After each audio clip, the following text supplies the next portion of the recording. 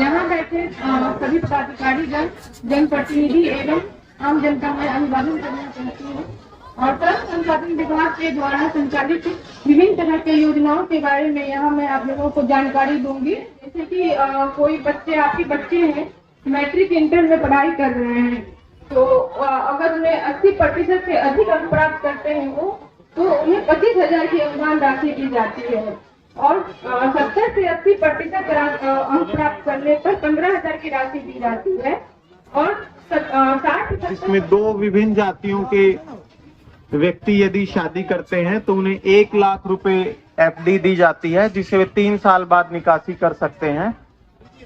इसी प्रकार इंटरमीडिएट, मौलवी तथा फौकानिया में प्रथम श्रेणी से उत्तीर्ण छात्र एवं छात्राओं को 15,000 तथा 10,000 के दर से प्रोत्साहन राशि दी जाती है।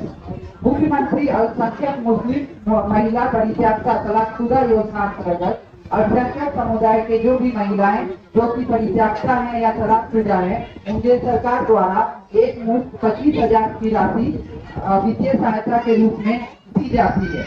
मुख्यमंत्री अल्पसंख्यक रोजगार ऋण योजना अंतर्गत बृहद श्रेणी में 5 लाख तक की ऋण राशि तथा लघु श्रेणी में 2 लाख तक की ऋण राशि उपलब्ध की जाती है।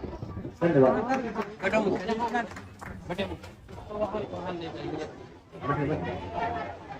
अगला लाइन हो गया।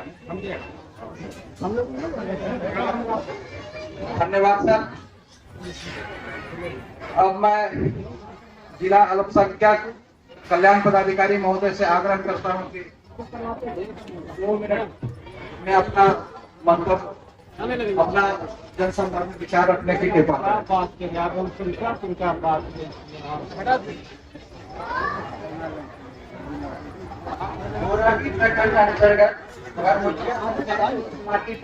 सभी लोगों को मैं प्रणाम करता हूँ। मैं मनीष कुमार, सहायक निदेशक अल्पसंख्यक कल्याण विभाग द्वारा चलाए जा रहे योजनाओं की जानकारी दूंगा। अल्पसंख्यक कल्याण विभाग द्वारा मुख्यमंत्री अल्पसंख्यक बालक एवं बालिका छात्रावास पूर्ण रूपेण संचालित है। इस योजना अंतर्गत भागलपुर PNB कैंपस में एक बालक छात्रावास एवं एक बालिका छात्रावास का संचालन किया जा रहा है। दोनों छात्रावास 100 बेडेड कैपेसिटी के हैं। इस छात्रावास में हम ऑनलाइन स्टडी, वाईफाई, लाइब्रेरी आदि की सुविधा दी जा रही है। वर्तमान में हमारा लक्ष्य है कि UPSC, सिविल सर्विसेज एवं अन्य कॉम्पिटिटिव एग्जामिनेशन की तैयारी जो हज भवन से कराई जाती है, उसका ऑनलाइन स्ट्रीमिंग यहाँ के बालक एवं बालिका छात्रावास में कराई जाए। छात्रावास योजना अंतर्गत ही मुख्यमंत्री महत्वपूर्ण योजनाओं को सफल बनाने में प्रथम श्रेणी प्रोत्साहन राशि 25,000 रुपए दिए जाते हैं। उच्च शिक्षा हेतु स्टूडेंट क्रेडिट कार्ड की सुविधा भी मुहैया कराई जाती है।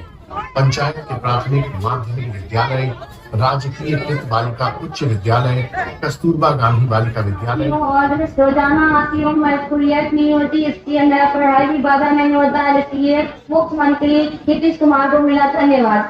हमने कहा लड़कियों को और आगे पढ़ाएंगे और 9वीं क्लास वाले के लिए हम लोगों ने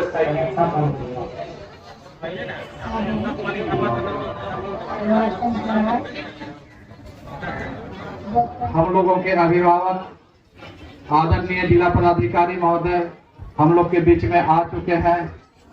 आप सबों से अनुरोध रहेगा कि जिला पदाधिकारी महोदय का करतल ध्वनि से स्वागत करने की कृपा करें।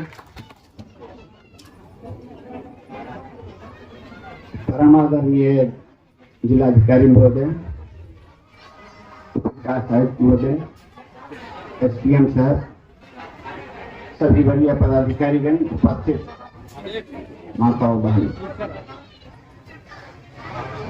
कृषि विभाग की योजनाएं जो संचालित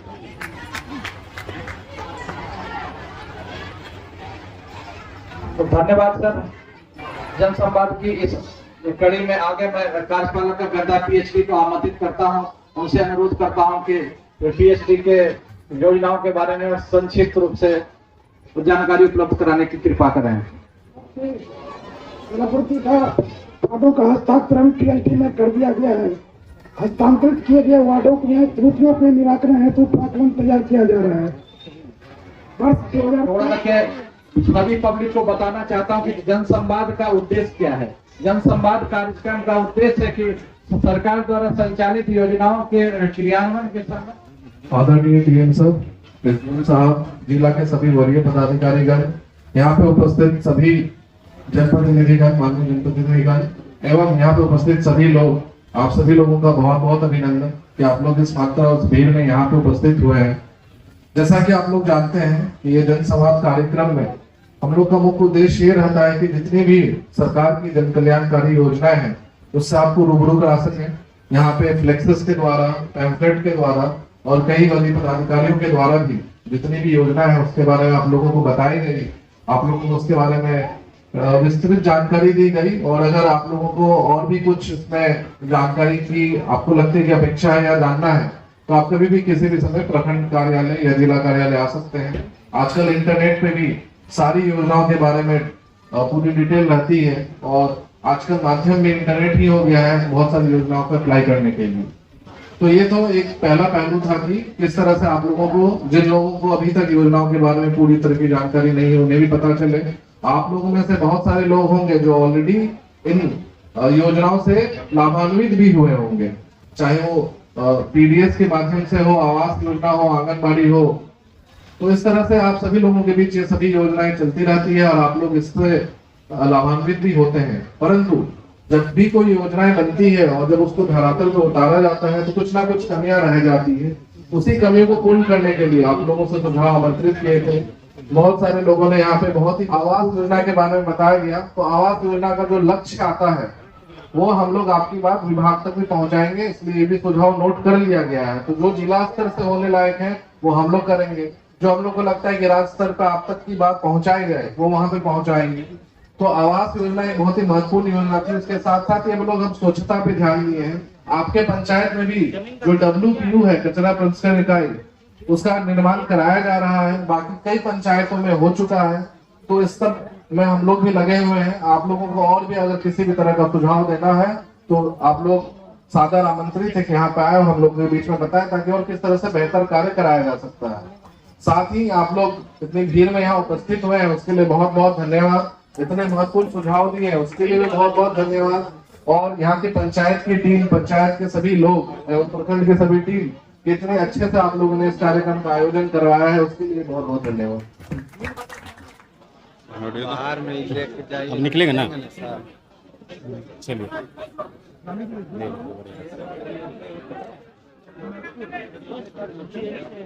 फोटो भी ले लीजिए। कैसे हैं सर? अरे नहीं लेंगे सर, क्या कमिटमेंट। हाँ हाँ सर 2 मिनट दे दीजिएगा, इतना तो लोकल लोग देखेंगे। इसका भी ऑनलाइन अप्लाई होता है विभाग के पोर्टल पर। इसका cooperative.bis.nic.in इस साइट पर जाकर के जो भी इच्छुक हैं, सदस्य बनने के इच्छुक हैं, वो इस पर अप्लाई कर सकते हैं। और अप्लाई करने के बाद ये सीधे पैक्स के पास चला जाएगा।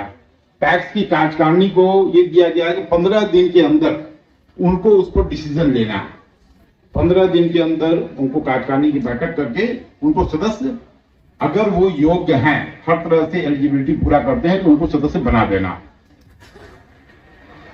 और अगर वो एलिजिबिलिटी पूरा नहीं करते हैं तो वो रिजेक्ट कर सकते हैं। लेकिन अगर वो रिजेक्ट करते हैं तो रिजेक्शन के बाद वो अपील का प्रोविजन है। असिस्टेंट रजिस्ट्रार के यहाँ अपील कर सकते हैं और उसमें अपील की सुनवाई की जाएगी और ये अपील भी ऑनलाइन होगा।